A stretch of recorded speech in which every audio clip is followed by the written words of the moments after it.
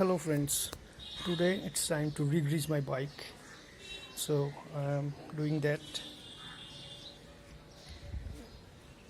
And the main portion is here, the handlebar.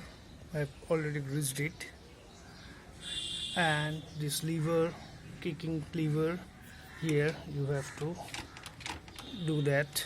Then you have to grease this part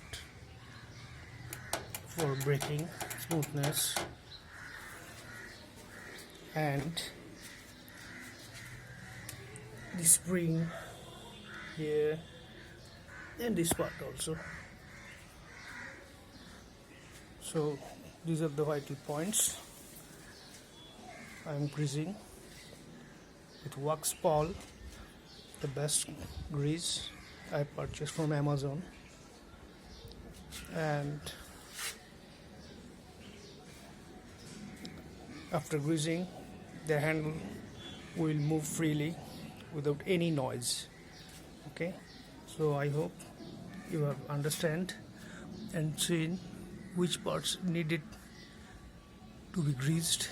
Okay, thank you for watching.